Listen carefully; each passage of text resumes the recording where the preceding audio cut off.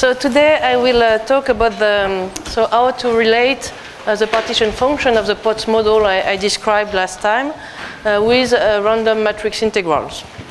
Okay, so actually before starting, so I told you that this was based on a joint work with Vaughan Jones, Dima Shetenko, and Paul Zinn-Justin, but there was also some physics papers on which we elaborated, which were due to NR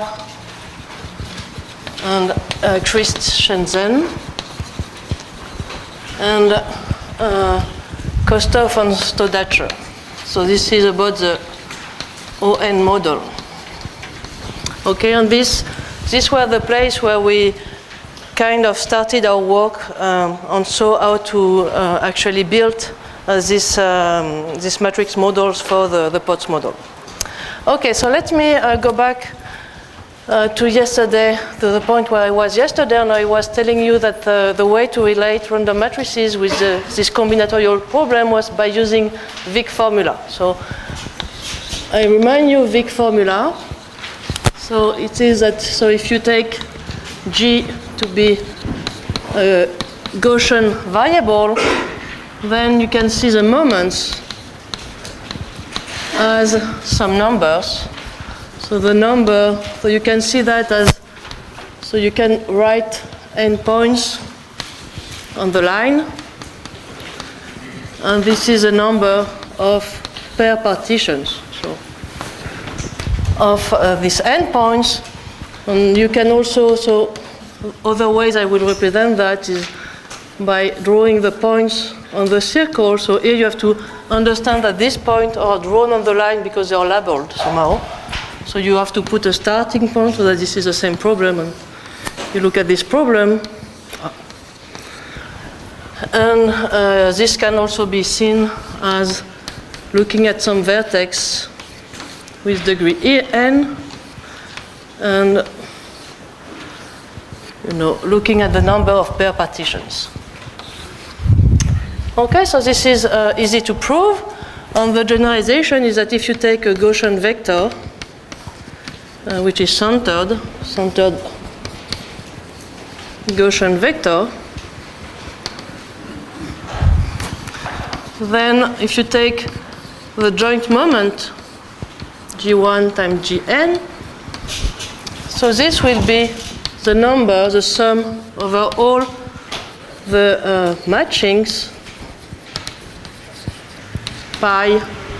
So this is per partition, matching means per partition, times the product of the covariance GA, GB, where A and B are in a block of the partition.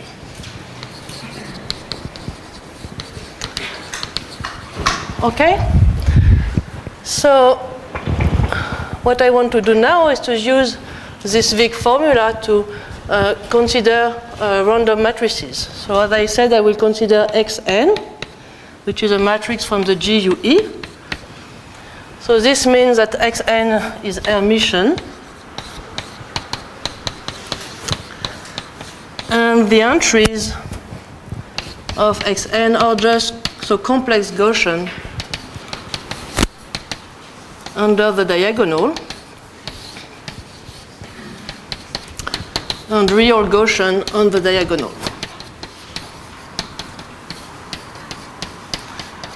Okay, so with this choice,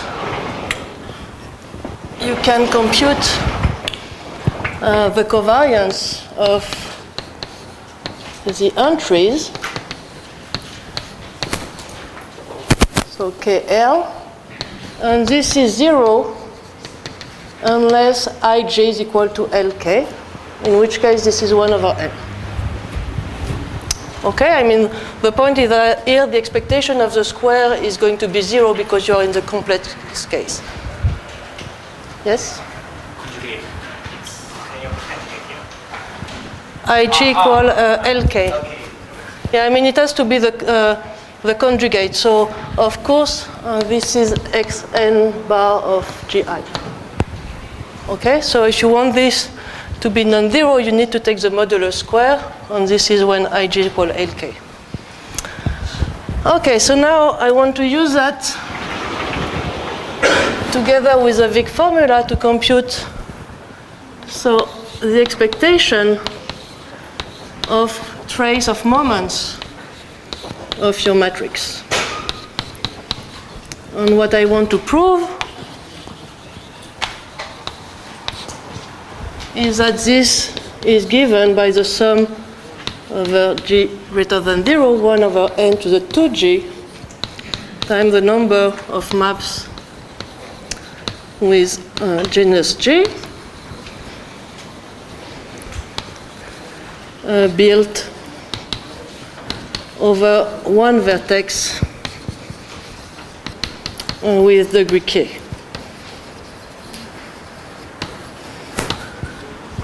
Okay? So this is the first lemma, which shows you why random matrices are related with the enumeration of graphs sorted by their genus. Okay, so how do you do that? It's very simple. You just expand the trace.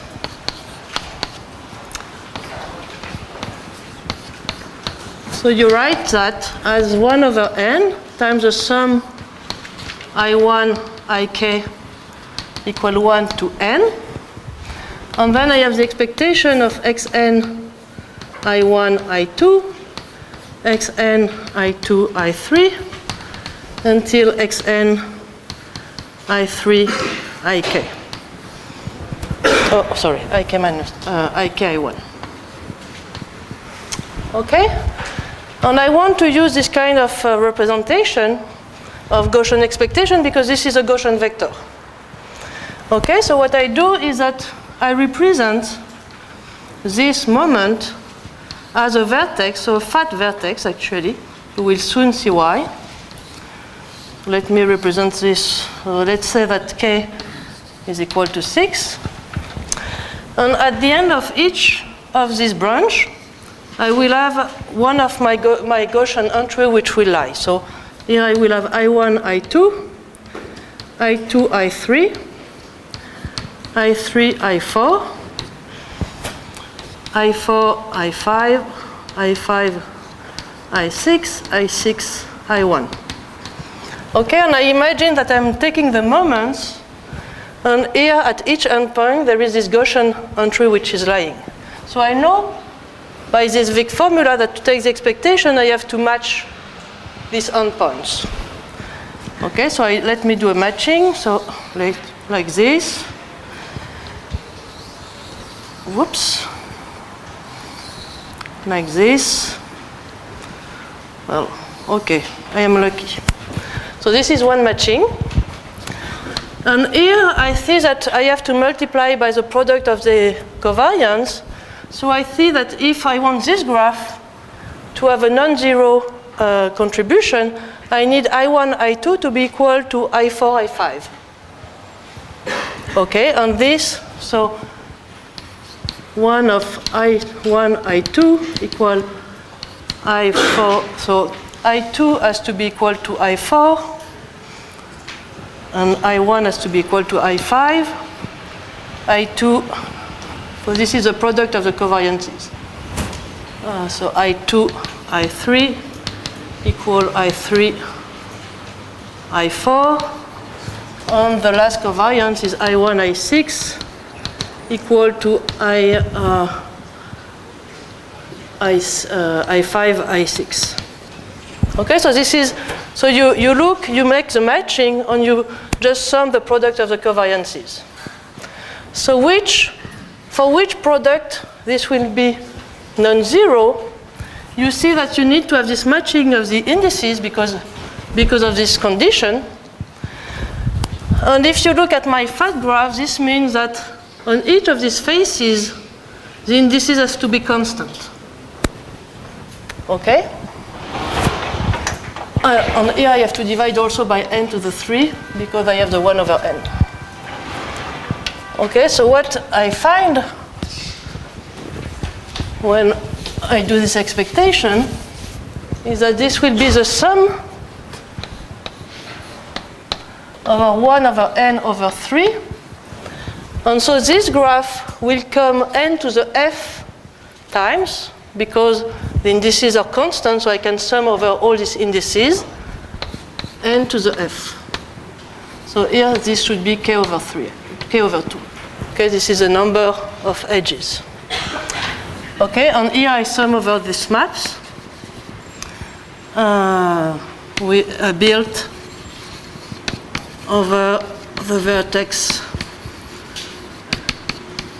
of degree k, and I was also dividing by 1 over n. Okay, so when I do this matching, I see that this combinatorial term will come to the power of the number of faces. So now I remind you that you have this Euler formula, which tells you that 2 minus 2g is equal to the number of vertices plus the number of faces minus the number of edges. Okay, so here in this case, this is 1. So this is what I denoted f. And the number of edges is going to be k over 2. So if I am not, yes, and this should be 2 minus 2g. So if I, 2 minus 2g. So if you put this formula here, what you see is exactly what I said. So this would be 1 n over 2g times the number of maps with genus G built over one vertex with degree k. Okay, you see, of course, that this is 0 if k is not even. Okay, because you are building your edges by matching this. Okay, so this is a computation that somehow you have to understand what will follow. So, do you have any questions about this computation? No. So, what you can see in particular, or maybe I should do that first.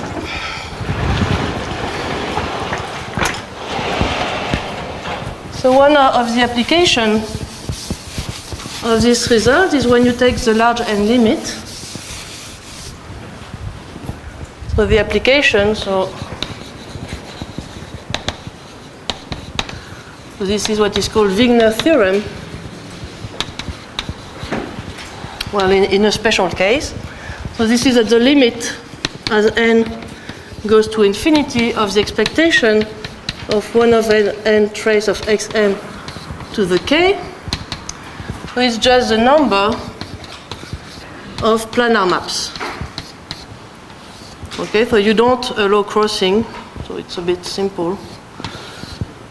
Okay, so it's the number of planar maps.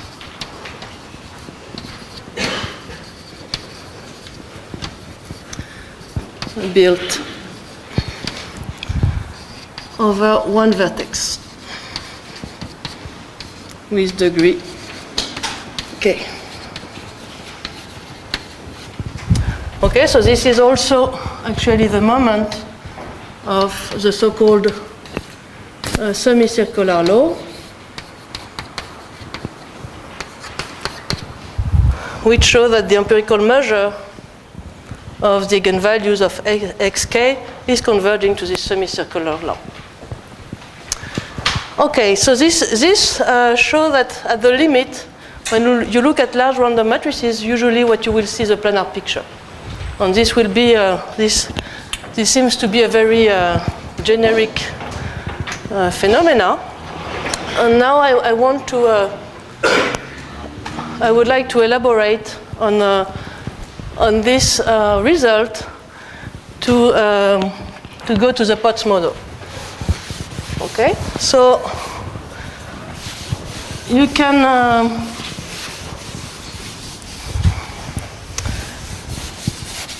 so to consider more complicated combinatorial objects, because of course this can be easily computed. It's the Catalan numbers.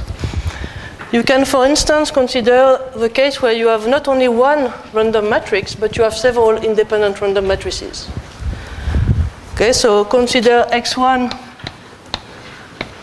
and XPn to be independent matrices from the GUE.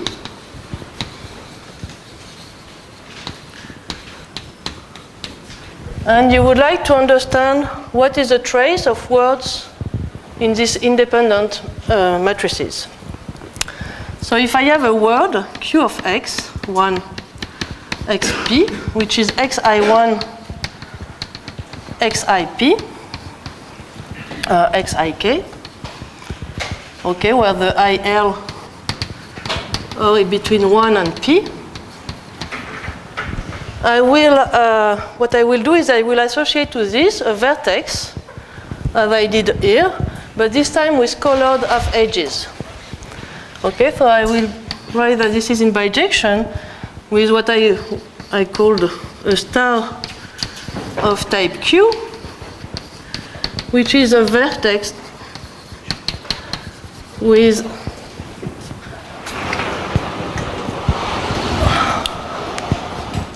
colored half edges. So I have with a root. So the root of color I1, second vertex, so it is embedded into the plane. So it's the second of color I2. And so on until the last, so the case one of color IK.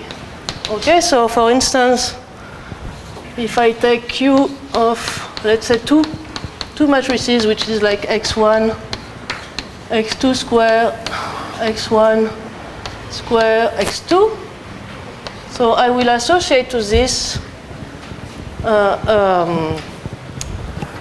so a vertex with color, so this will be blue, X1, and this will be, X2 will be yellow. And so I will have the first half edge, which will be blue.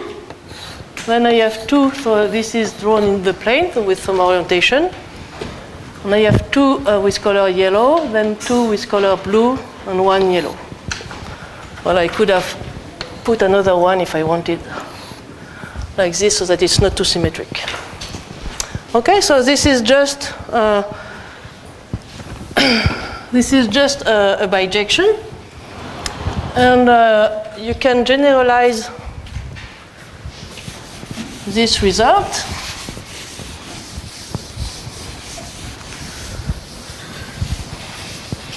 by saying that if you take the moment I1, so maybe I can take Q of Xn I. So this will be the sum over G of 1n to the 2G times the same thing, except that now I don't have I have a colored map. So this is a map with the genus J, built over one star of type Q by matching only half edges of the same color.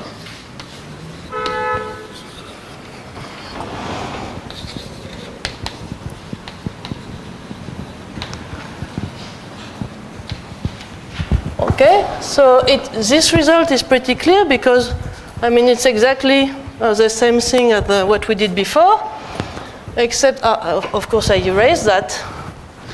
But except that when you take the expectation, each time you will want to take the expectation for two vertices which are not of the same color, because the covariance will be 0. You will just have no contribution from this term.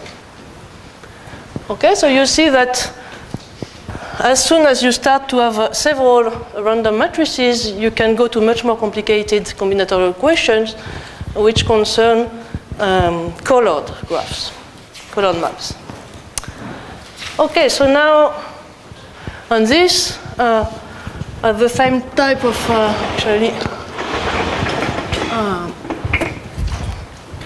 application that for Wigner theorem, namely if you look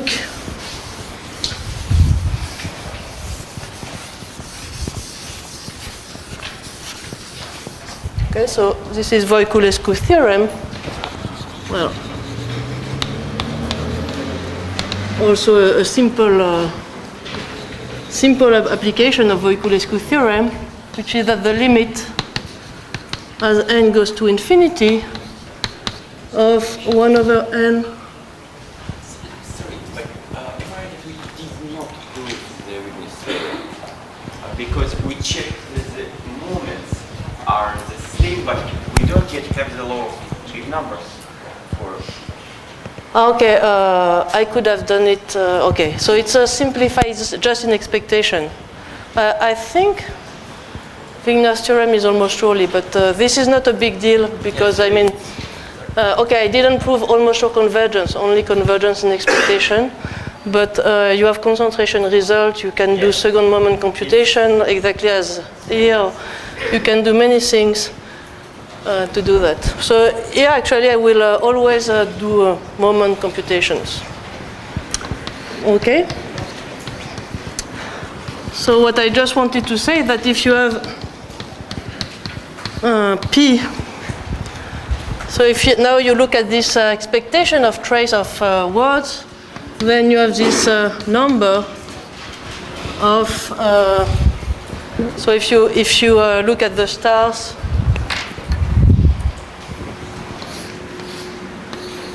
so you have this similarly, this problem of matching. Okay, something like this. So you have the problem, you arrive to the number of possible matching of your edges so that you have the right coloring. So something like this, and you have planar objects. Okay, so this is again a number. Okay, so now I want to go to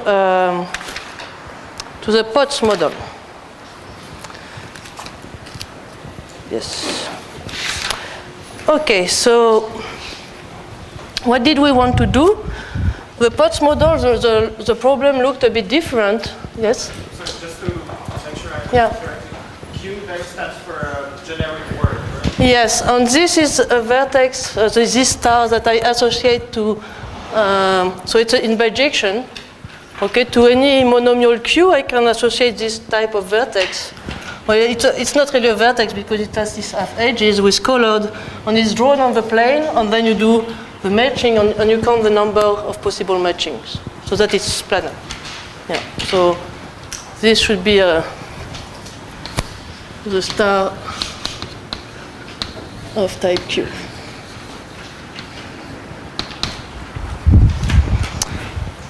Okay, so now if we go back to what I told you about yesterday, what we wanted to do was not exactly computing this kind of things, but we had these loops and these strange vertices. So for the time being, maybe you notice I have only one vertex.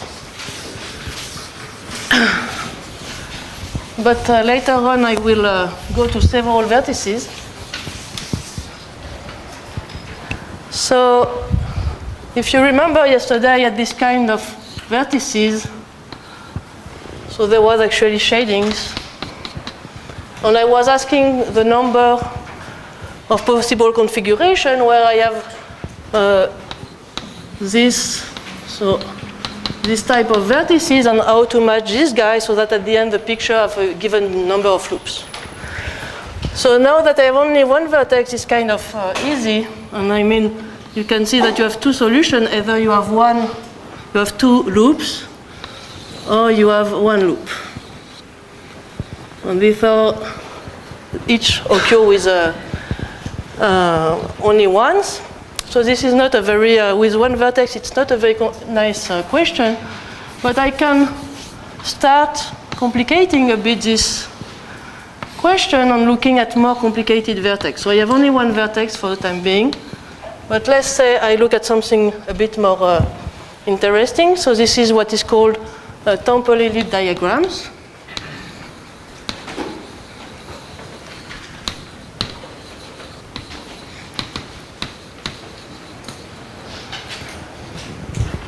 And so this is what? This is strings. So this is non-intersecting strings in a box with an even number of boundary points.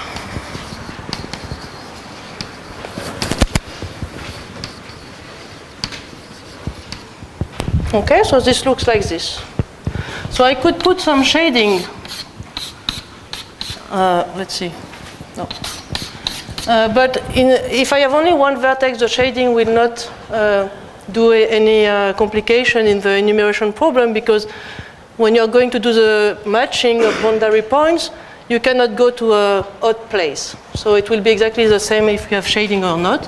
So let's forget about the shading for a minute. And so what I want to ask is, so how many possible matching of the boundary points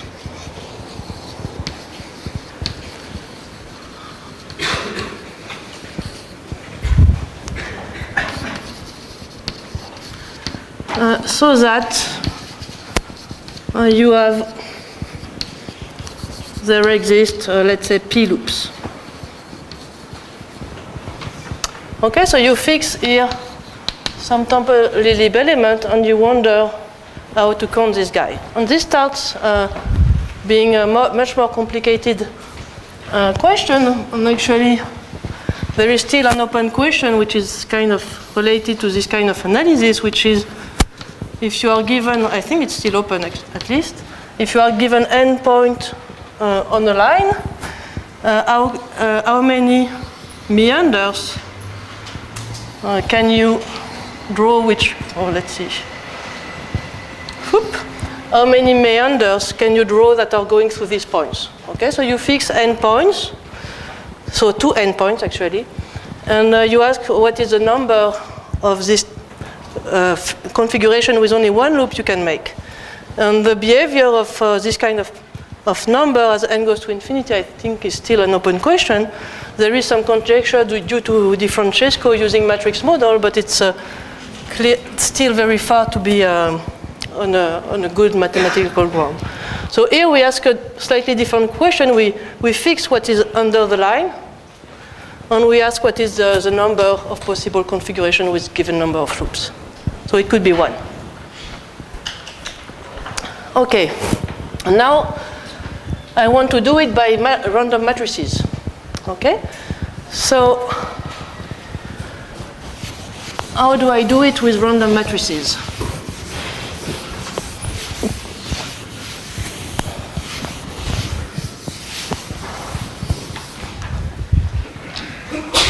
So the idea is that you fix n, an integer number, or let's say p, an integer number, and to a Temple-Ellipse element, we associate a polynomial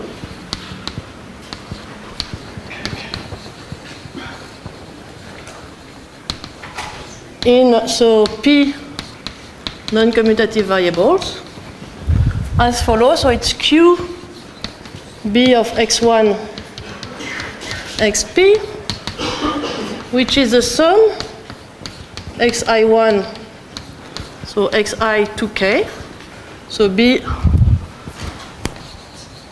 has 2k elements, 2k boundary points, And here we had the condition that IL is equal to IR if IL is equivalent to R in B. So what does this mean? This means that to all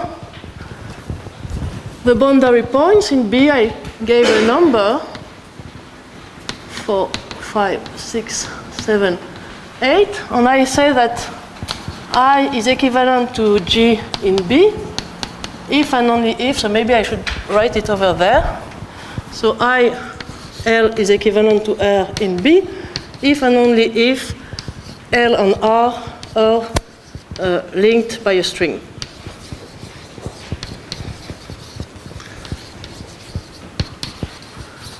Okay, so I have my temporally element. So let's say this is my example. Then I will have that 1 is equivalent to 4 in B, 2 is equivalent to 3 in B, and 5 is equivalent to 6 in B. Okay? And so I make the sum with this constraint. So now the point is that with this definition,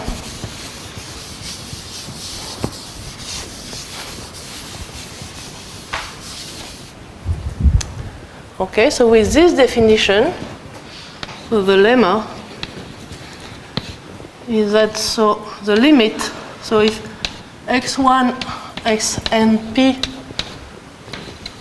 are taken from GUE,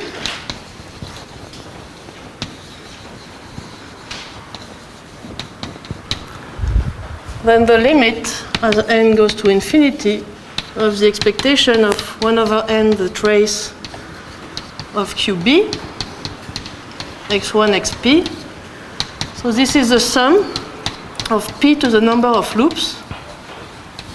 And the sum is on the rooted planar maps built on B. Okay, so this is a generating function. So if I could differentiate with respect to p on n times, I should get the number of planar maps that I can build on B with p loops.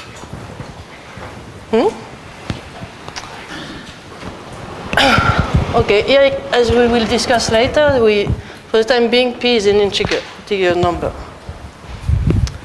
Okay, so let me prove this. So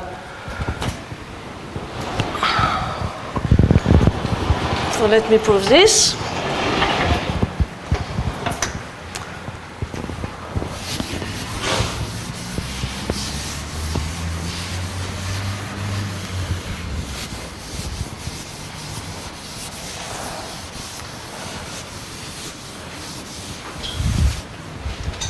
Okay, so again, I just expand the trace.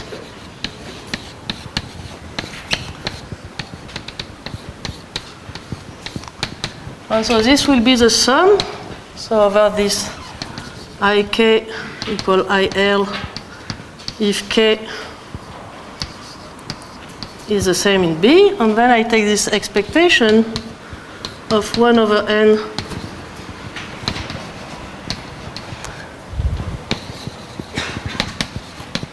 so the trace of xi1, xi, so what was it? It was I to k. Okay? But here I recognize what I already considered when I was doing Voiculescu theorem. I'm considering the trace of words in several matrices. Okay, so a priori I know how to do that. So I know that I can represent this. So I have by 2k points. And I know and by planar matchings. Okay, so this will be the sum over the planar matching, where when I match two elements here, I have the condition that these two indices must be the same, because otherwise they are independent and the contribution is 0. But I know also I have this condition.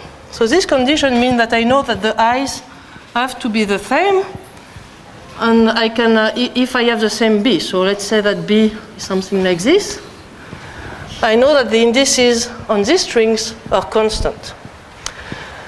So at the end of the day, you see that the matching of Voiculescu was implying that you have the same indices on the top and you have the same indices below. So you see that on each loops, the indices have to be constant.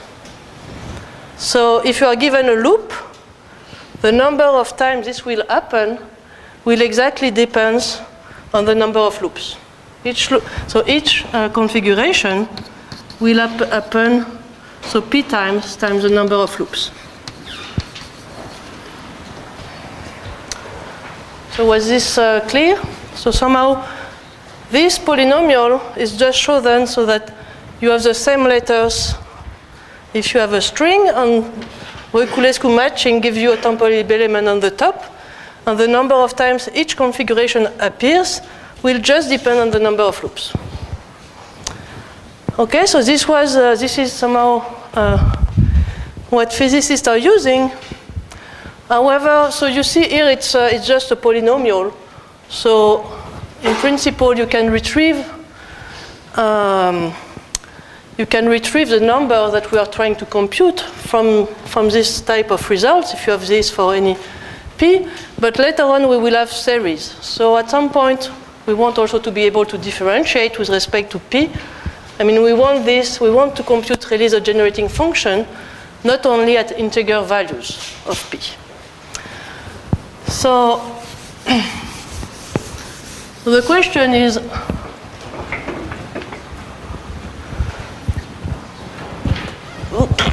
okay, so can we do that?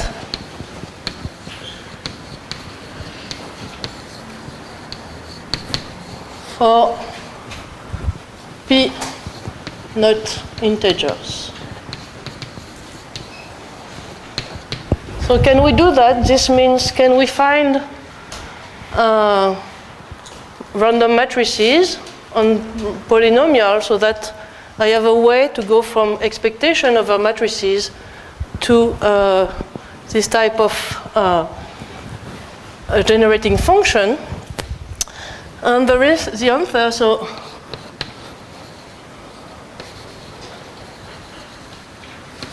So this is yes, but so delta, which takes special values, so it's 2 cos pi over n greater than 3, or to plus infinity. And so this was what? What is delta? Oh, sorry, so P. Okay, so this P will soon be delta, that's why. Okay, so on this was the first part of the work with. You have questions? No? And this was the first part of this work with Dimashchenko and von Jones.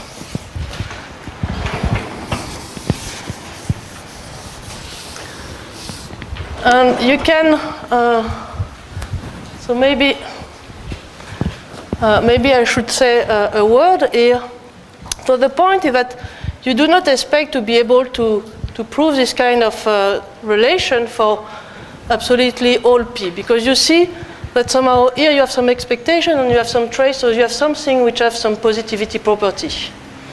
So you cannot expect to have this type of relation for all p, in particular p negative or whatever. You need some positivity. And in fact, what this gives you at the end is that this is a threshold state. So this is a threshold state on the temporal algebra. And this is what this is related with planar algebra, and why we could use this work of von Jones. So basically this type of things allows you to construct threshold state on planar algebra, which in fact happen to be, so if you look at the temporal-lib algebra and you complete it by this threshold state, then you get a von Neumann algebra, and this happened to be a factor. So this means that the center is trivial, and so this was a construction of factor that was new. Okay, but I don't want to go in the details of this, so now I will go to how to construct, unless you want some more explanation. So now I will go in this construction. So the idea is much more complicated, and the idea is that we cannot use this matrices indexed by I, but we have to use matrices indexed by E, which are the edges of a bipartite graph.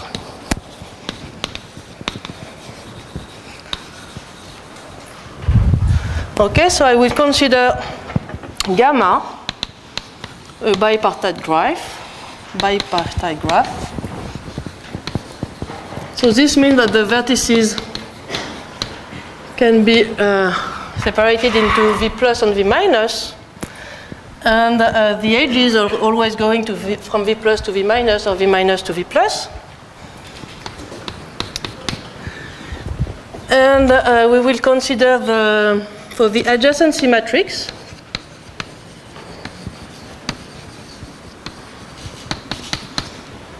of gamma.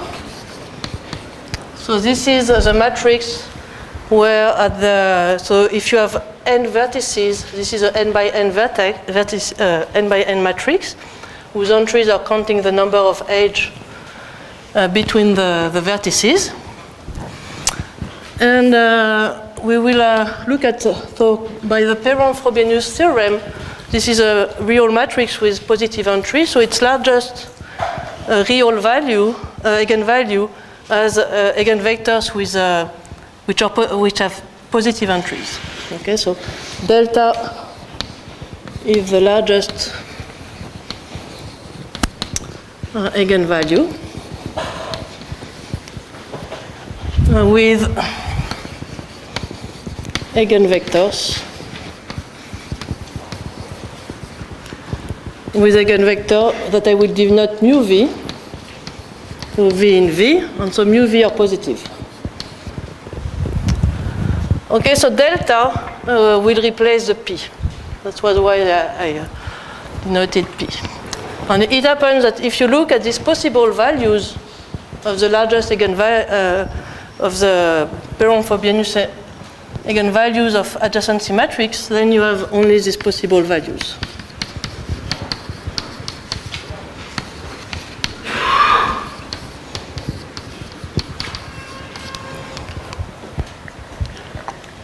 Actually, you can compute some of them just to tell you. So delta equal to n corresponds to the graph with two vertices. And so you have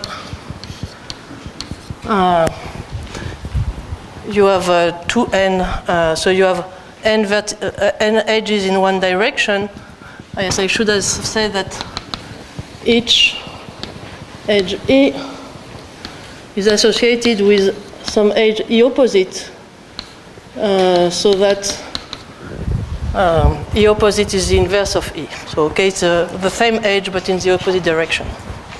Okay, so delta equal to n corresponds to this graph. So here you have n edges. And if I am not mistaken, this corresponds to an.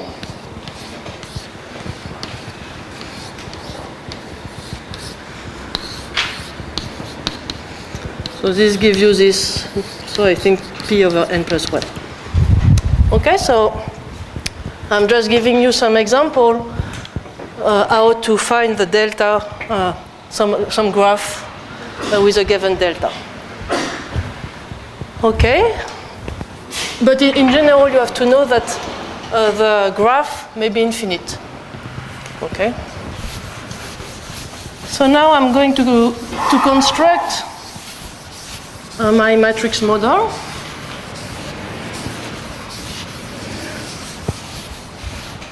So the matrices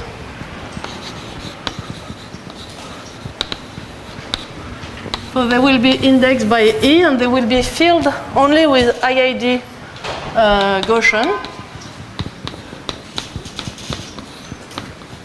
So it should be mu SE, mu TE. And it will be a rectangular matrix.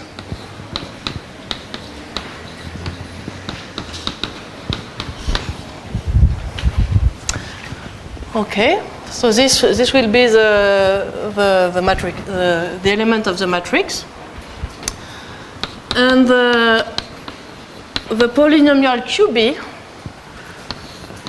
So it will be replaced by QVB. So V will belong to V plus if and only if the root of B is in an unshaded region.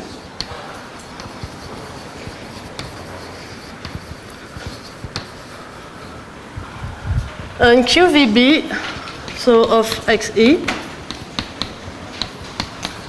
will be the sum, so over the loops.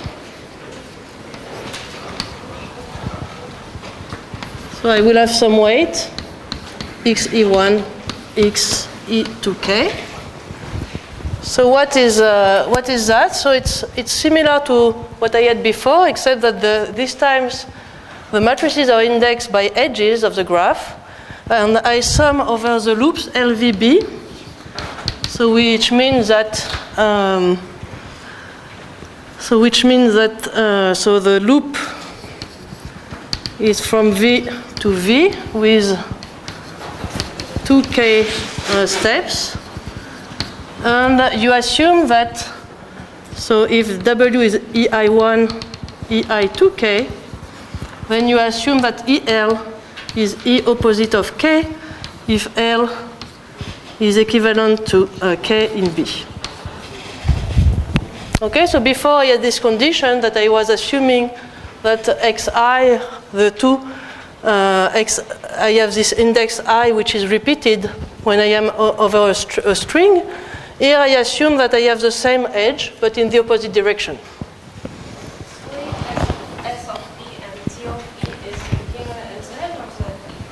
Ah, sorry. Yes. So E. So SE is the starting point of E, and T is the endpoint.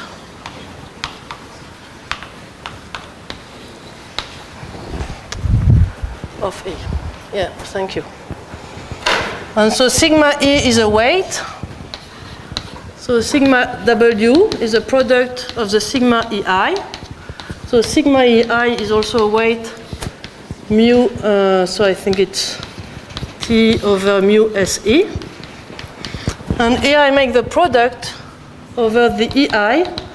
So if I have a string, I just put the weight corresponding to the first E here. Okay, so it's E and E opposite, so I will put sigma E. So in each string which happens, I put the weight corresponding to the first edge. Okay, so this is the construction. It's not very simple, but this is inspired by this representation of planar algebra that Vaughan Jones gave. And the point now is that we can, with this construction, generalize this theorem. So I have X E, E in E, and this will be delta. So I have a matrix model now where I can express the generating function with delta in the continuum of values.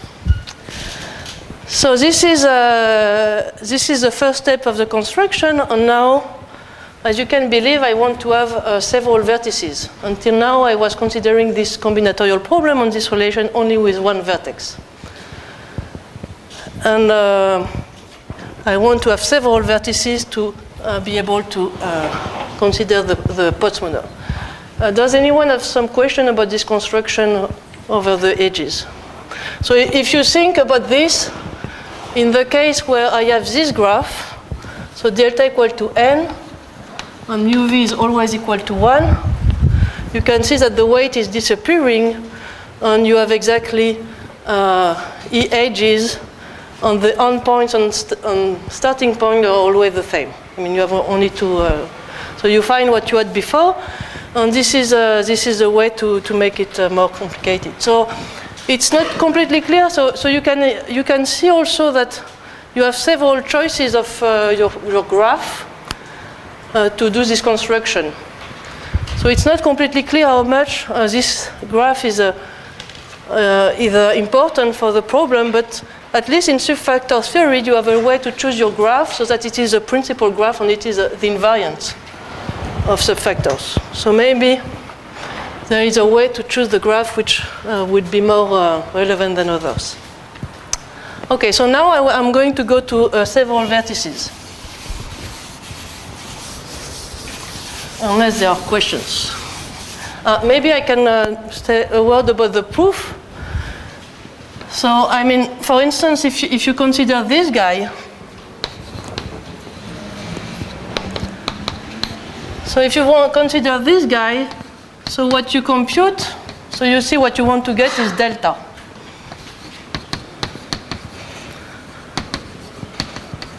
Oops.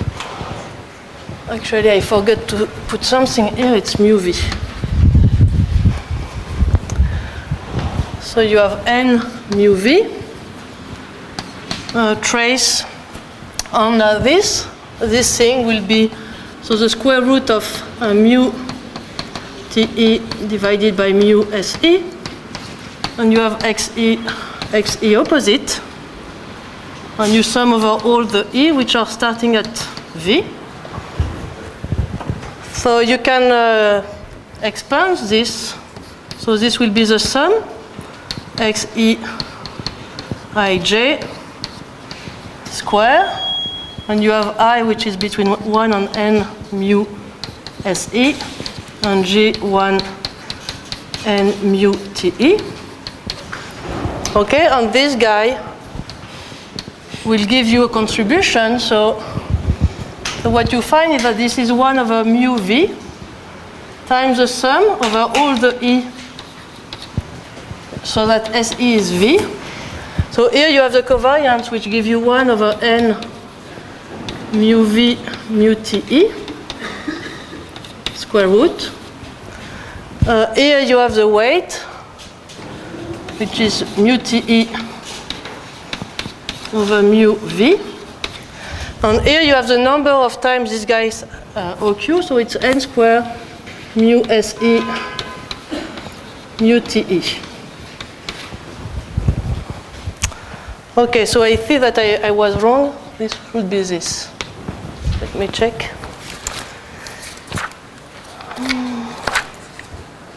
No, it's mu te. No, it's okay. So let's see. Okay, so mu te. Ah no, it's okay. So this disappears with this, and so this is mu v. This disappears with this, and what you find is that this is 1 over mu v times the sum over the edges starting from v of mu te. Okay, so this is exactly delta. Okay, so I'm just showing, so how do you prove this kind of result? You just compute these traces, and I want to convince you that indeed you get delta. Okay, so I'm just saying that what I want to say that we just show the dimension of the matrices on the weights here, so that actually each time you get a loop, you will get some kind of simplification of this type, so that in fact what you will get is a sum over the value of your eigenvectors divided by the final value. So this is how you see a delta coming, and if you do this when you have multiple loops, you will have exactly the same kind of computation. Okay, so let me now go to several vertices.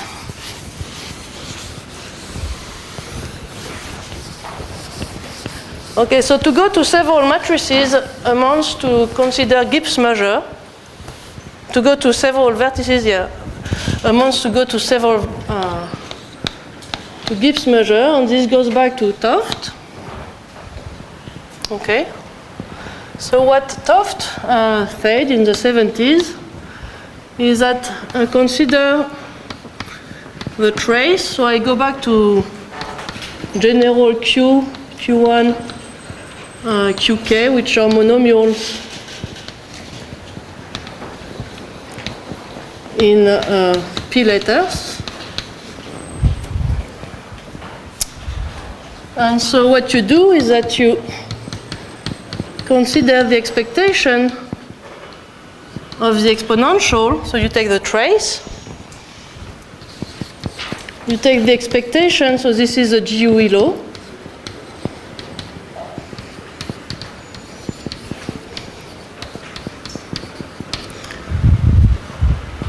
You take the log, 1/n squared, and what 't Hooft said was that this is a generating function for the enumeration of maps with several matrices. So this time this is a sum over G of 1/n to the 2G times the sum over n1 nk of the product of Ti to the ni divided by ni factorial times the number so of maps with genus G built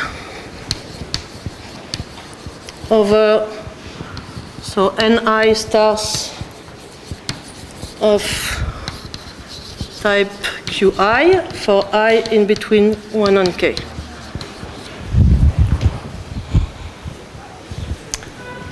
Okay. So first you have to see that this equality is formal because it's not hard to see. Here you have a Gaussian, and here you can easily take like Qi, which is x1 to the 4th, and this is likely to be infinite. So the statement is that infinite series, you have this formal equality. And how do you realize this? The proof is exactly as what I did at the beginning with one matrix. So you expand everything. You want to match the coefficients of the series.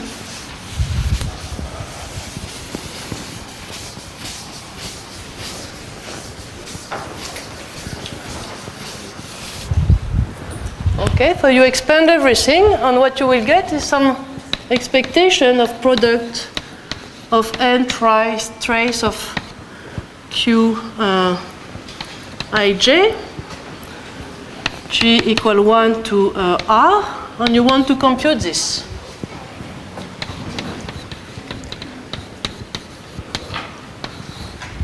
Okay, so how do you do that? You do exactly as what I did before. You are going to write this as n to the R, and then you will expand everything. So you have to be careful. Here you have air trace. So this means that you have to put air vertices.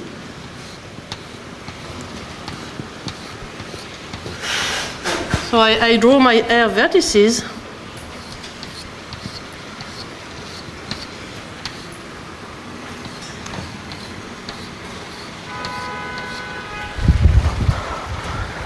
And I do the matchings, okay?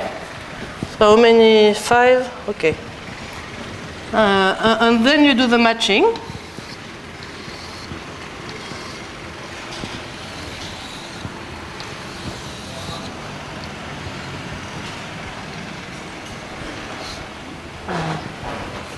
Okay, let me do a more complicated matching. Maybe not.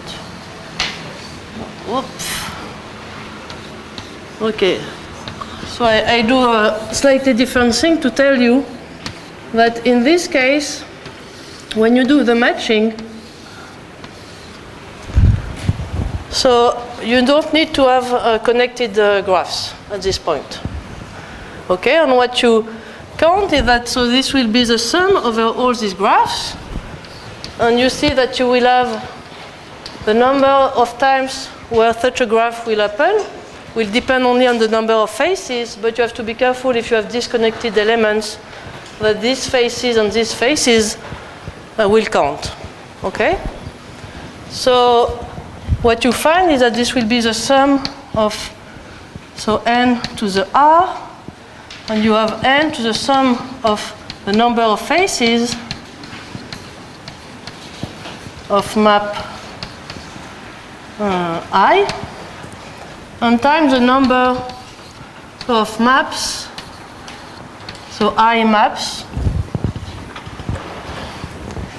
built over the stars of type Q1, QR. Okay, so at this point you have disconnected graphs.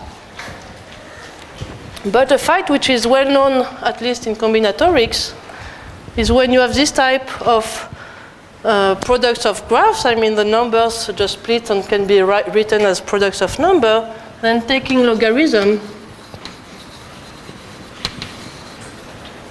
gives you connected graphs.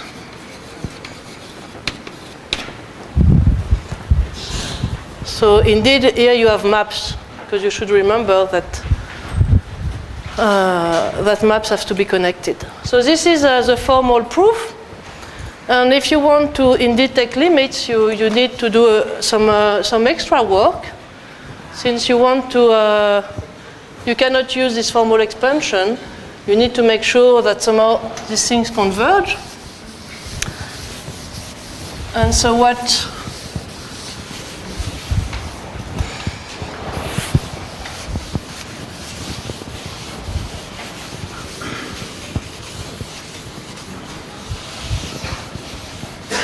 so the result that you can show for the theorem with Morel-Segala was this, that if we take, so let me just stay at the first order. So if you add a cutoff, so for instance you say that the spectral radius of the matrices is bounded, and you have this, again, this same sum.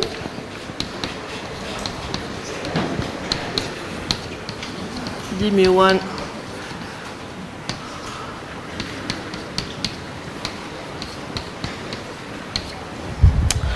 okay, so this will go when n goes to infinity towards this sum of the product of Ti, the Ni, times the number of planar maps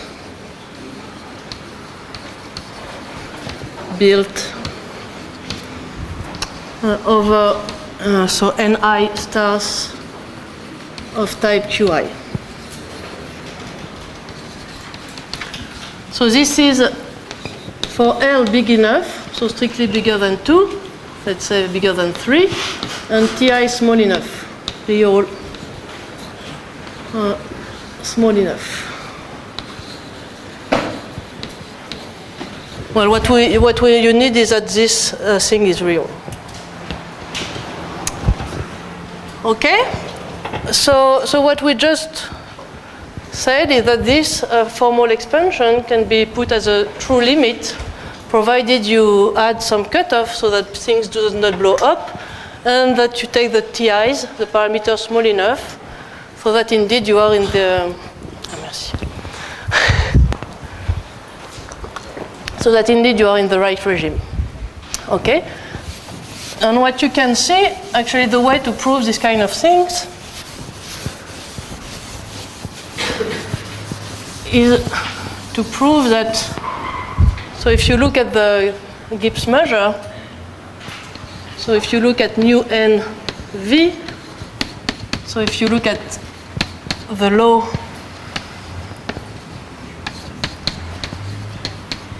with this partition function.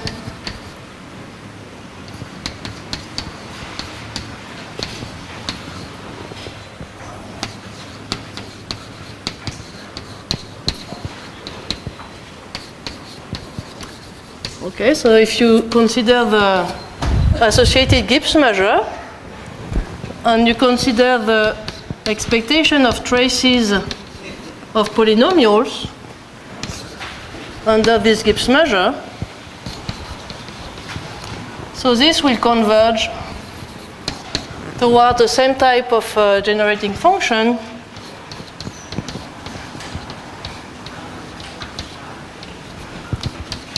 But this time you have to add one vertex of type Q.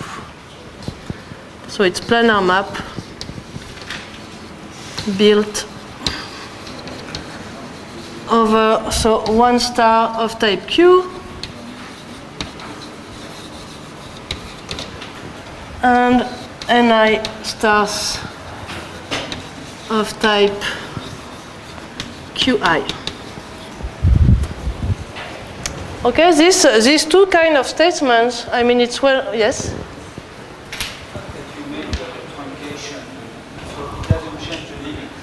If L is big enough. So somehow you have to think that if T is 0, the matrices will be bounded, will have norm bounded by 2. And the idea is that if T is small, we expect that the norm will be smaller, let's say, than 3. So somehow if I add this cutoff, this should not change the limit. I mean, you choose first the cutoff, and then for Ti small enough, you are sure that this will not change the limit. In the sense it shows that the Gaussian character is No. The Gaussian potential is very important to get this limit. But then what you are just saying is that, I mean, here you have to be careful. I'm putting the cutoff on the norm, not on the trace of x squared. So the largest eigenvalue of xi has to be smaller than L. I'm just saying, in fact, if for instance, I have some convex potential so that everything converge, I don't need to put the cutoff. And then I am sure that the matrices at the limit will have bounded support. And so what I'm just saying is that here also, if I take L, so bigger than 3 so that it does not change the limit, and then Ti is small enough, in fact, I know that with big probability, the norm of the matrices will be strictly smaller than 3. So this will not change the limit. I mean, there is a question, for instance, so physicists usually say that you can put some complex number. So you get oscillatory integrals, and this is another way to make these things finite. But analyzing this matrix model in the case of a complex interaction is, of course, much more difficult. So it's easier to add this. It's not a big, I mean, you have to treat it, but it's not a very big deal. So you have to see that these two type of statements are the same, because if you differentiate this with respect to 1t, for instance, and then you take this t to 0, you just find this, and vice versa.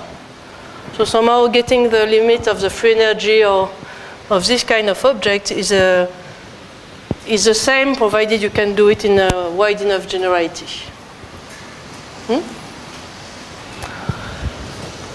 Okay, so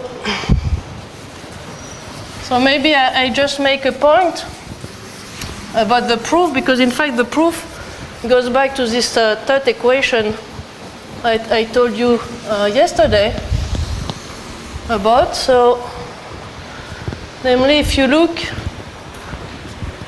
under this mu nv,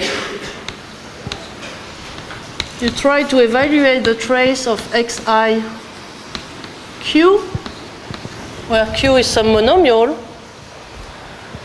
then you can write down this sum as xkl times sum q and do an integration by parts. Okay, and if you do that, what you find is the so-called loop equations. I mean, if you would have Gaussian, what you would just get is the expectation of the sum of all the decomposition of q as q1 xi q2 on 1 over n the trace of q1 times 1 over n the trace of q2.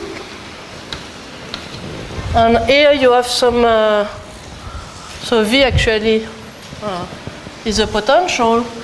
Here you get some extra term, which is mu n of V times the sum over the TL and the trace of Q times, so the possible decomposition of QL as QL1 xi QL2. And here you should multiply by QL2 QL1. Okay, so this is this is a massive integration by parts, but it's the usual one. In the sense that I just write the trace, I expand it, and I resum. Okay, but I don't want to do it just here on the board. I forgot the 1 over n. And then, so I was hoping that Shuraf Chatterjee would have talked about this, but this kind of quantity concentrates. So this was actually the question. So this is approximately mu nv of 1 over n trace of q1 times mu nv 1 over n trace of q2. Okay, so if you imagine that you have a limit point for this guy,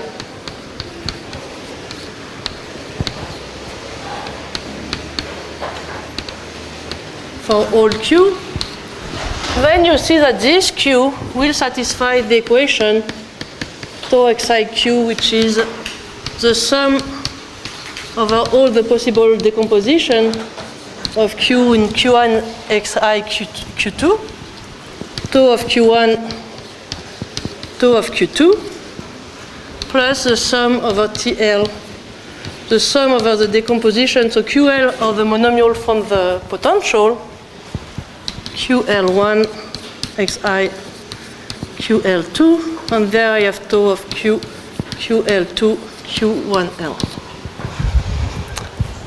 Okay, and the point is that you can see that this equation has a unique solution.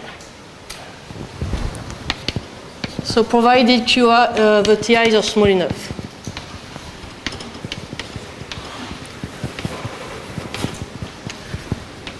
Actually, Yves could have woke me up by saying that here I forgot about the cutoff. But let's say we are in a situation where everything converges. So you see that there exists a unique solution. And in fact, if you think that tau, if you consider tau, which is the generating function for the number of maps, and you write for this number of maps that equation and you just sum them, then you just get this equation. I mean, this corresponds exactly to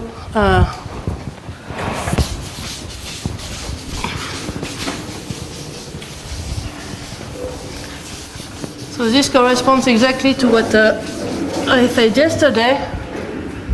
So you have this root, which is the xi, and you have this, so eventually colored thing, and then you have this gas of QLs.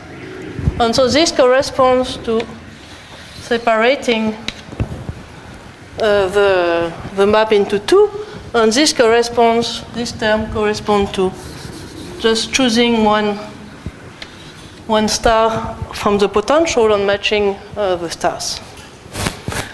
Okay, so at this point, we are quite in good shape. We have related the enumeration of planar maps, which are eventually with colored vertices, to a matrix model. And now I can put these two things together to go back to the Potts model. Okay, so for the Potts model,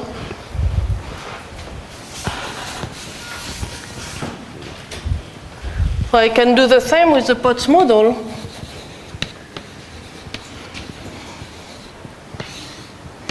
And actually, any kind of model where the vertices will be this kind of temporally elements.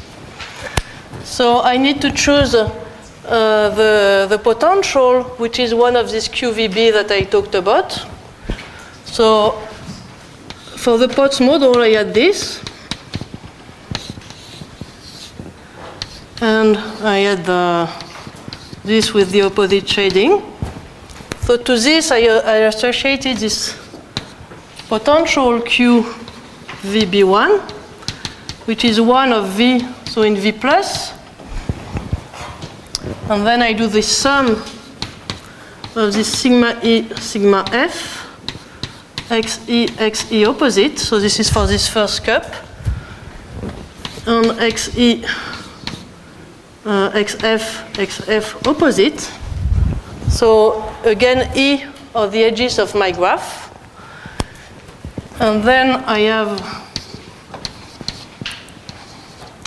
the same thing, but I have V in V minus. So you have to think that the region somehow of the Potts model will be labeled by vertices of the graph, whereas the strings are labeled by the edges of the graph.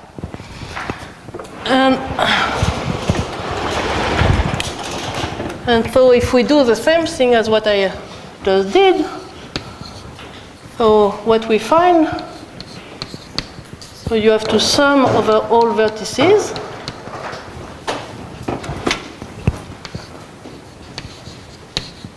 You have to add this mu v, and you have to have this t minus of let's say 1v in v minus. So you have two different weights in v and v plus, and you have the trace of this guy, which is just sum of sigma e xe xe opposite square. So you take this under this big Gaussian law, and if you follow the same recipe, so you have to take the log 1 over n squared, so the sum of mu v squared. So this will converge towards, guess what? The partition function for the Potts model. So this will be the sum over the product of t minus, so to the n minus factorial t plus to the n plus factorial delta to the number of loops. And the sum is over all these matchings.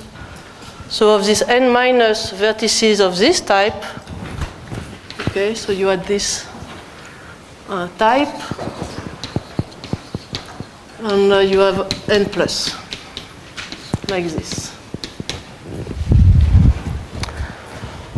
Okay, so at this point, I can understand that somehow you're just thinking to do all this for that.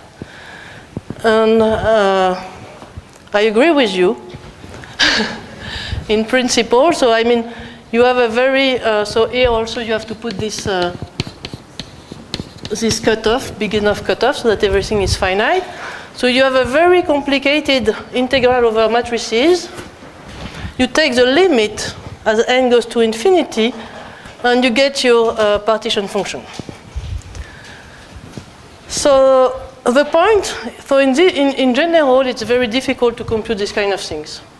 I mean, if you have one matrix, you can do it, but as soon as you have two matrices, usually you are stuck, in most cases. So the point is, and this is what I will talk about tomorrow, in this case, you can compute it. Okay, so what I will show tomorrow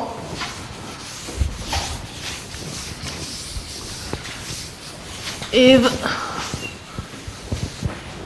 this is the desired object, so let's say lambda t minus t plus delta, then we can use this matrix model to show something, and actually more than this, but we can show that this is some infimum. So minus the infimum over two measures, nu plus and nu minus, probability measure on R of 1/2 of x2 d mu plus x minus the log x minus y d mu plus x d mu plus y. Same thing with minus.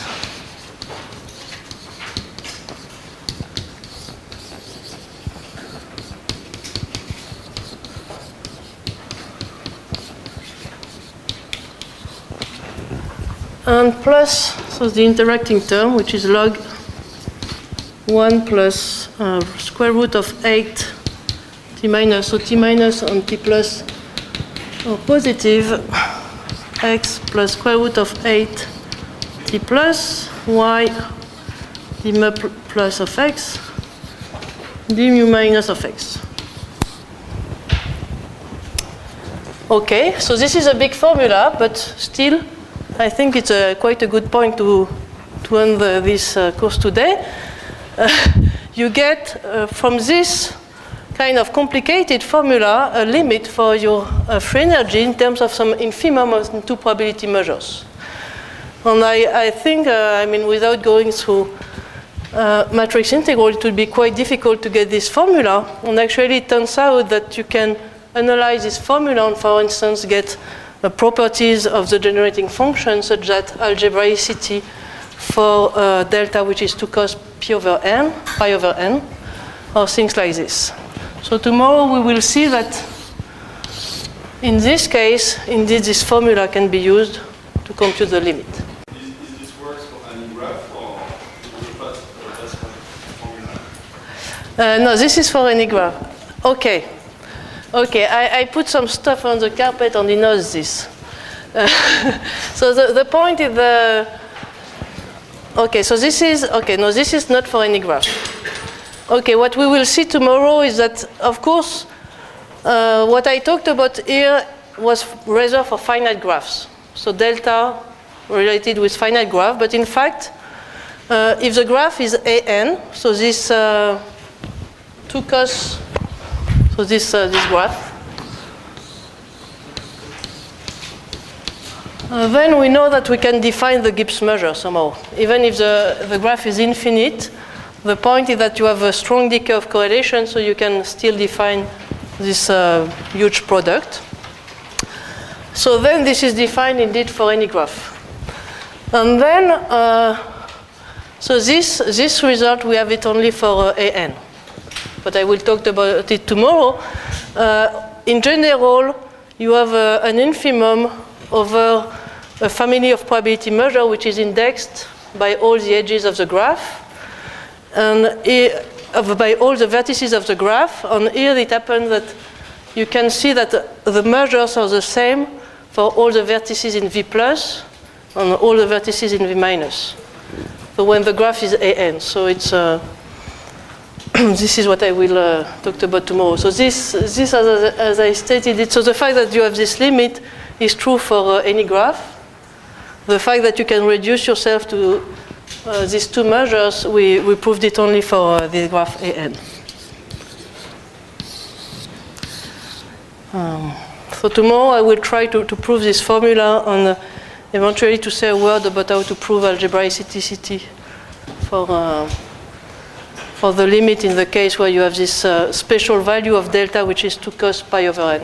Thank you very much for your attention.